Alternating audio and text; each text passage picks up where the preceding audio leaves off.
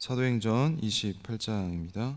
28장 16절부터 마지막 31절까지입니다. 성도 여러분, 오늘 본문은 크게 세 단락으로 나눌 수 있습니다.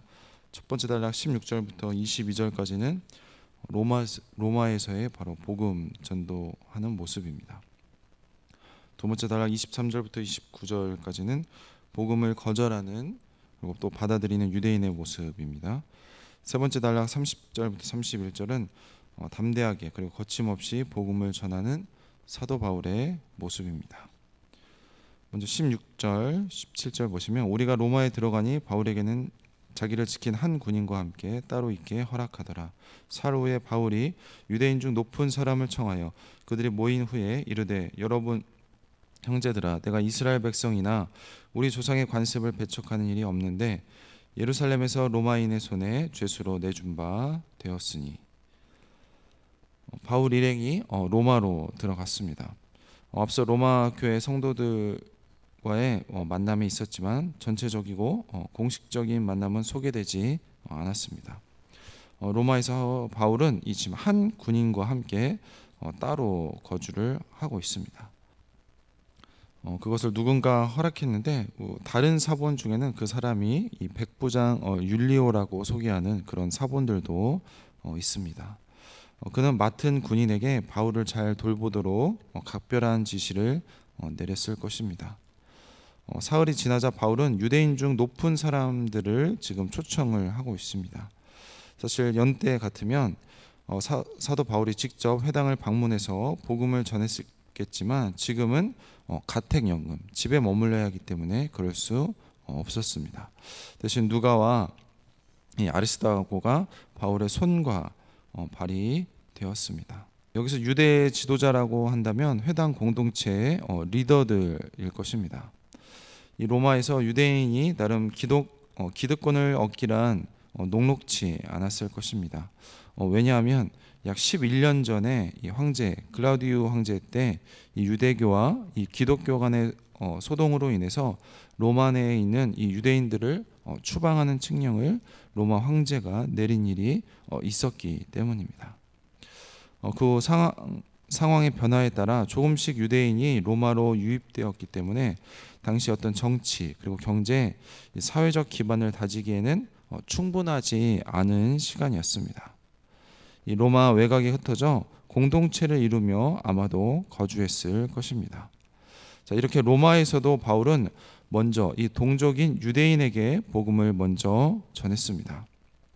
그러면서 초청에 응한 사람들에게 자신의 상황을 지금 설명을 하고 있습니다. 18절부터인데요.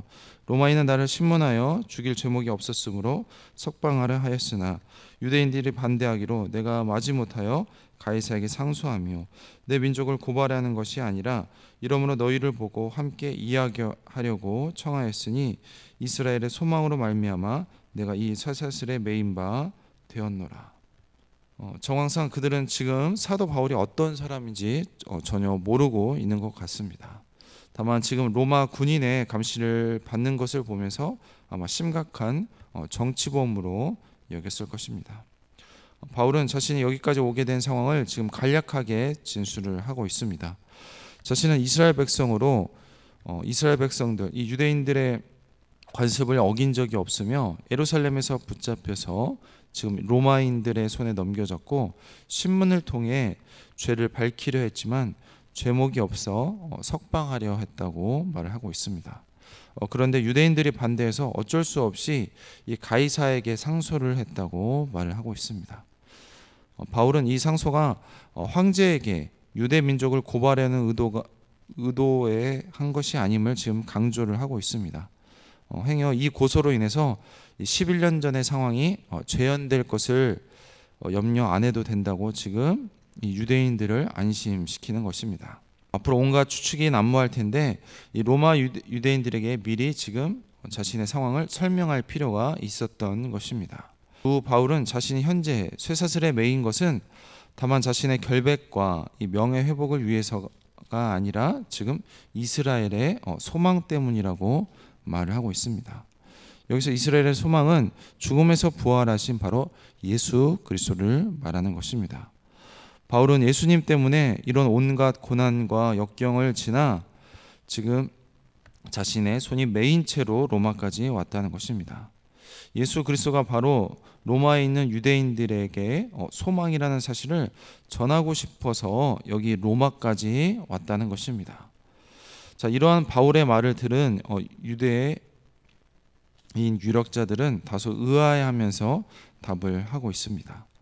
우선 그들은 예루살렘으로부터 이 사도 바울에 대해서 어떠한 편지도 받은 바 없고, 그리고 누군가 와서 부정적인 이야기를 한 적도 없다고 말하고 있습니다. 바울은 이 로마 방문 계획을 오래전부터 세우고 있었지만 이 예루살렘에 있는 유대인들은 이 사도 바울과 2년 동안 소송을 하면서 바울이 실제 로마로 이송될 것이라고 추호도 생각하지 못했습니다.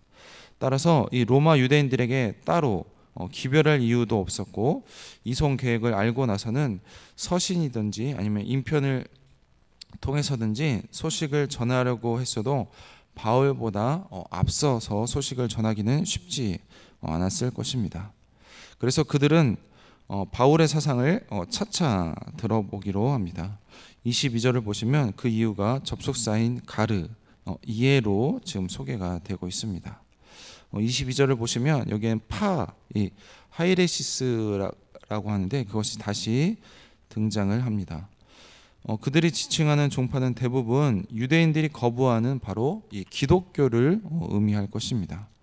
자, 그들에게 기독교는 유대교 내에서 나온 이 변종 종파로 치부되었습니다. 그래서 이 소동을 유발하는 그룹으로 유대교에서 부정적인 이미지가 강한 종파가 바로 당시의 기독교였습니다. 그래서 이 파를 예루살렘에서는 통상 이 나사렛파라고 지칭을 했는데, 이 명칭이 아직 이 로마 유대인들에게까지는 전해지지 않았던 것 같습니다. 자, 그들은 예루살렘에서 온 이 평범하지 않은 바울에게 그 종파에 대해서 좀 더 들어보기를 원하고 있습니다. 물론 긍정적인 기대가 아닌 이 적대적인 태도를 지금 앞세우는 것을 볼 수가 있습니다. 자, 두 번째 단락 23절부터 28절 단락입니다. 그들이 날짜를 정하고 그가 유숙하는 집에 많이 오니 바울이 아침부터 저녁까지 강론하여 하나님의 나라를 증언하고 모세의 율법과 선지자의 말을 가지고 예수에 대하여 권하더라. 그 말을 믿는 사람도 있고 믿지 아니한 사람도 있어 서로 맞지 아니하여 흩어질 때 바울이 한 말로 이르되 성령이 선지자 이사야를 통하여 너희 조상들에게 말씀하신 것이 옳도다. 정한 기간에 약속대로 이 유대인 유력자들이 이전보다 더 많이 이 바울의 셋집에 몰려온 것 같습니다. 바울은 그들에게 아침부터 그리고 저녁까지 강론을 했습니다. 이 강론의 중심 주제는 바로 하나님 나라와 예수님입니다. 특히 그들이 전문 분야인 이 모세의 율법과 선지자의 말씀을 가지고 예수님을 증언하면서 복음으로 그들을 설득을 했습니다. 이 율법과 그리고 선지자의 글이, 즉 구약의 글이 어떻게 예수님 안에서 수렴되고 그리고 이 언약이 어떻게 성취되었는지 구속사적인 관점이 아마 이 강론의 중심을 이루었을 것입니다. 무엇보다 예수님의 메시아 되심을 예수님의 부활로 확증됨을, 이 부활을 강조했을 것입니다. 사도행전에서 이 하나님의 나라와 예수님은 그러니까 사도행전 처음부터 끝까지를 관통하는 중요한 주제입니다. 이렇게 전했지만 늘 그러했듯이 반응은 두 부류로 갈렸습니다. 믿는 자와 믿지 않는 자들의 의견 차이로 갈등을 하고 있습니다.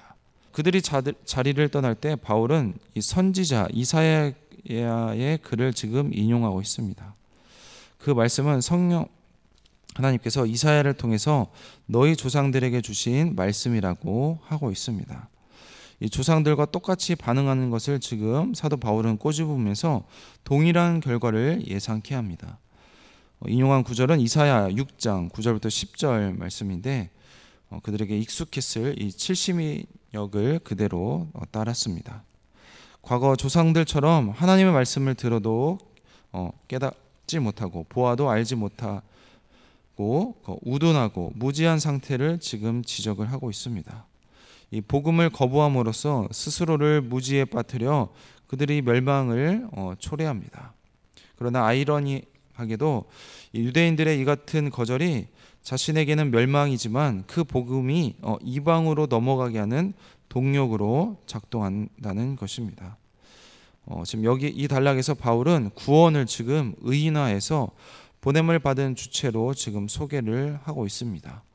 보낸 이는 예수 그리스도이며 예수로 말미암은 지금 구원이라고 소개를 하고 있습니다. 저자인 누가는 지금 유대인들에게 먼저 복음을 전하고 그들의 거절로 이방인에게 지금 복음이 보내졌다는 말과 바울의 사역을 지금 요약을 하고 있습니다.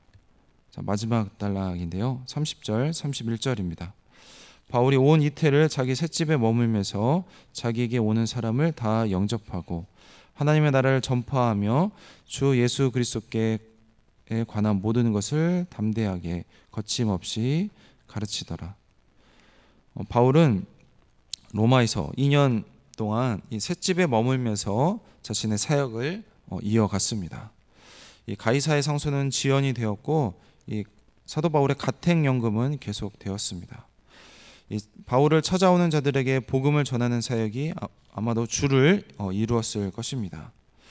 지금까지 사도 바울은 이 온 대지와 온 바다를 누리면서 복음을 신나게 전했다면 이제는 자기에게 찾아오는 누구에게든지 그러니까 차별 없이 유대인이나 헬라인에게 하나님의 나라와 주 예수 그리스도에 관한 모든 것을 그리고 담대하게 그리고 거침없이 전했다고 하고 있습니다. 사실 2년 후에 사도 바울이 가택연금에서 풀리게 되어서 이 이동의 자유를 확보한 바울은 아마도 이 역동적인 사역을 계속해서 이어갔을 것입니다. 저자인 누가도 그 내용 역시 생생히 잘 알고 있었을 것입니다. 하지만 더는 기록을 하지 않은 것을 볼 수가 있습니다. 아마도 바울의 죽음이 임박했거나 당시에 과거가 되었을 가능성을 배제할 수 없습니다.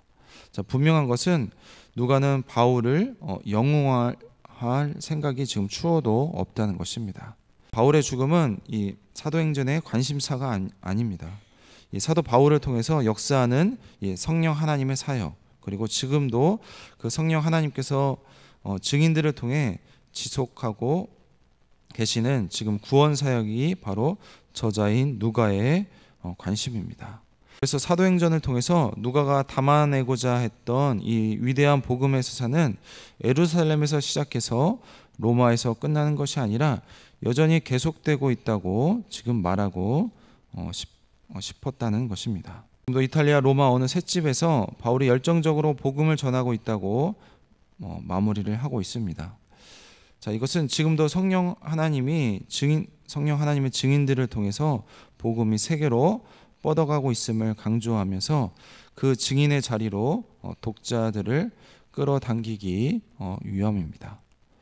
바울 이후의 서사는 오고 오는 모든 교회의 몫으로 지금 남겨두고 있는 것입니다. 성도 여러분, 오늘 본문을 통해서 우리가 알 수 있는 것은 여전히 사도 바울은 이 로마에서도 동족에게 복음을 먼저 전하고 있습니다. 이 제국의 중심지인 로마에서도 먼저는 유대인에게라는 이 사도 바울의 선교 원칙을 일관되게 고수를 하고 있습니다. 자신은 이스라엘의 소망, 즉 이방의 빛이 되어서 열방이 복을 누리게 하는 이 이스라엘의 사명을 예수님을 통해 성취하신 일을 전했을 바울을 유대인들은 죽이려고 했지만 바울은 끊임없이 동족을 사랑했고 그들에게 살 길을 전해 주었습니다. 두 번째로 오늘 본문은 사도 바울은 쉼없이 이 가택연금을 당했음에도 불구하고 온종일 복음을 전했다는 것입니다. 바울은 자신을 찾아오는 유대인들에게 아침부터 그리고 저녁까지 강론했다고 말을 하고 있습니다. 모세 율법과 선지자의 말을 가지고 하나님의 나라의 위임자인 이 통치자 예수님을 전했습니다. 그를 통한 구속을 믿고 그의 통치에 복종할 때 누릴 수 있는 소원을 소개한 것입니다. 자, 이러한 바울에게서는 더 이상 가택연금주의인 가택연금 중인 이 미결수의 모습은 찾아볼 수 없습니다. 우리가 여기서 중요한 것은, 이렇게 복음 전도자에게 중요한 것은 어떤 학위나 출신이 아닙니다. 때로는 쾌적한 목회 환경이 아닙니다. 사도 바울처럼 복음을 향한 이런 불같은 열정과 복음에 대한 이 명확한 이해가 그 사람에게 있느냐 아니면 없느냐인 것입니다. 마지막으로 오늘 본문에서 이 제국을 뒤엎을 마지막 복음의 불씨가 보인다는 것입니다. 훗날 이 로마 제국을 복음으로 삼키고 유럽 문명을 변혁할 하나님의 나라와 복음이 이렇게 처음에는 소박하고 미미하지만 담대하고 거침없이 이 바울의 셋집 성경 공부에서 시작되었다고 선포를 하고 있습니다. 제국의 중심에 있는 이 로마 황제가 있는 궁궐이 아니라 하나님의 말씀이 힘있게 임하여 인간의 양심을 사로잡고 다스리는 이 미결수의 이 셋집에서 문명사적 지도를 바꾸는 이 하나님의 나라와 복음 전파의 전초기지가 이 셋집이 되었다고 오늘 말씀은 말을 하고 있습니다. 성도 여러분, 이렇게 말씀 묵상과 말씀 연구에 이 하나님의 은혜가 더해지면 이제 주님은 저와 우리의 작은 모임을 통해서 하나님 나라의 역사가 계속해서 써가게 하실 것입니다. 우리 서부중앙교회와 우리 모든 성도님들이 그렇게 하나님께 쓰임받기를 주님의 이름으로 축원드립니다. 기도하겠습니다. 하나님 감사합니다. 이렇게 사도행전을 통하여서 복음이 이렇게 계속 전해지고 있음을 끝까지 우리가 확인했습니다. 오늘 말씀 통하여서 하나님, 유대인들은 사도 바울을 죽이려고 하고 없애려고 했지만 사도 바울은 끝까지 동족에게 먼저 복음을 전하는 모습을 보았습니다. 차별 없이 복음을 전하는 이런 사도 바울의 모습을 통하여서 우리도 차별 없이 복음을 전하는 우리 모든 성도님들이 다 될 수 있도록 도와주시옵소서. 하나님, 그는 가택연금 당하여서 오고 갈 수 없는 그런 처지였지만 오는 모든 사람들에게 아침부터 저녁까지 그렇게 열정적으로 최선을 다해서 복음을 전했습니다. 하나님, 우리도 우리의 삶을 통하여서 우리의 모든 것을 통하여서 복음을 전파하는 우리 모든 성도님들이 다 될 수 있도록 도와주시옵소서.